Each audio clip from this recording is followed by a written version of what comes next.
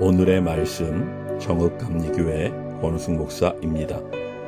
주 여호와께서 이같이 말씀하셨느니라. 에돔이 유다 족속을 쳐서 원수를 갚았고 원수를 갚음으로 심히 범죄하였도다.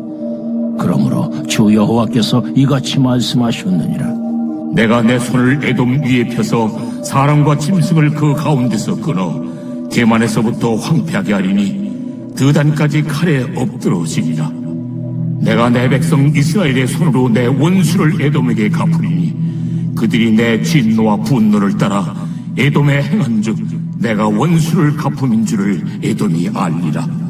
주 여호와의 말씀이니라. 주 여호와께서 이같이 말씀하셨느니라. 블레셋 사람이 옛날부터 미워하여 멸시하는 마음으로 원수를 갚아 진멸하고자 하였도다. 그러므로 주 여호와께서 이같이 말씀하셨느니라. 내가 블레셋 사람 위에 손을 펴서 그렛 사람을 끊으며 해변에 남은 자를 진멸하되 분노의 책벌로 내 원수를 그들에게 크게 갚으리라. 내가 그들에게 원수를 갚은즉 내가 여호와인 줄을 그들이 알리라 하시니라.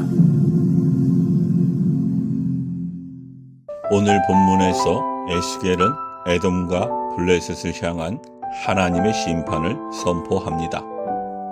에서로부터 시작된 에돔의 원한은 예루살렘이 함락되는 순간 행동으로 이어졌습니다.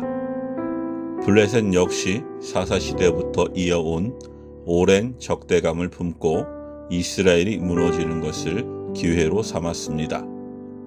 에스겔은 그 원한의 결말을 가르쳐 줍니다. 원한과 적대감이 마음을 미혹할 때 우리는 어떻게 이겨낼 수 있을까요? 에서가 야곱에게 받은 상처는 원한을 품을 만큼 깊었습니다. 그 원한은 결국 에돔을 하나님을 대적하는 자리에 세우고 말았습니다.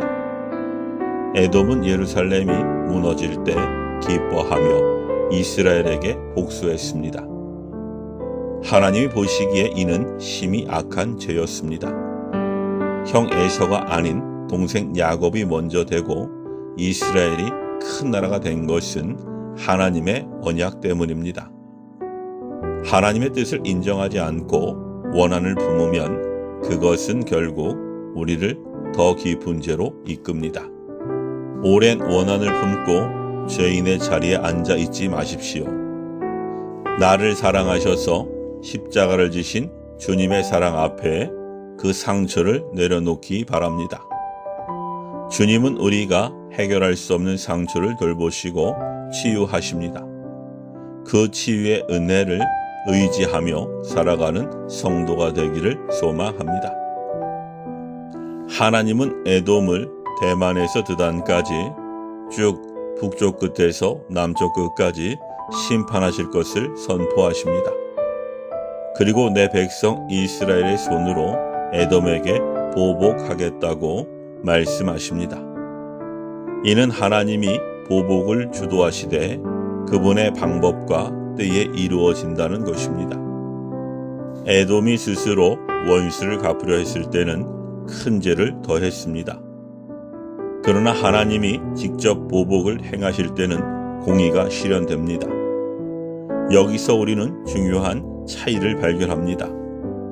인간의 보복은 죄가 되지만 하나님의 보복은 공의의 실현이라는 사실입니다. 우리가 스스로 원수를 갚으려 하면 죄의 자리에 서게 됩니다. 그러나 하나님께 맡기면 하나님의 공의로운 통치를 경험하게 됩니다. 우리에게 닥친 불의 앞에서 스스로 해결하고 싶은 마음이 들 때가 있습니다.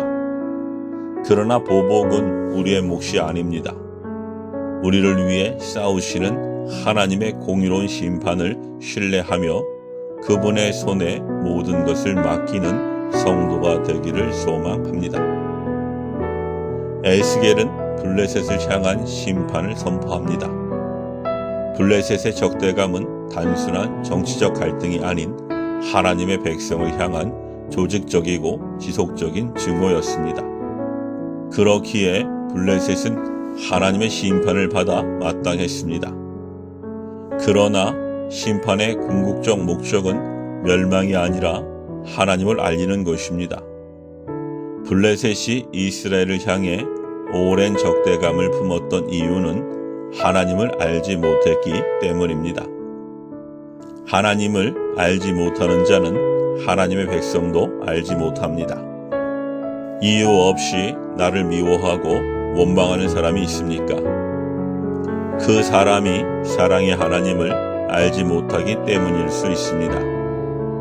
하나님의 사랑을 아는 우리는 그렇지 않은 사람을 이해하고 포용해야 합니다. 우리가 하나님을 깊이 알아가며 화해와 용서를 선택하기를 소망합니다. 사랑하는 성도 여러분, 오늘 본문은 하나님이 죄악을 심판하시고 당신의 백성을 위해 공의를 행하시는 분이라는 진리를 가르쳐 줍니다. 에돔과 블레셋의 심판은 단지 과거의 역사가 아니라 하나님이 여전히 우리의 상처를 기억하시고 공의로 갚으신다는 증거입니다. 오랜 원한이 있다면 그것을 주님께 맡기고 하나님의 공의로운 통치를 신뢰하십시오. 하나님을 아는 자들로서 매일 용서와 화해를 선택하는 우리가 되기를 기도합니다. 아멘.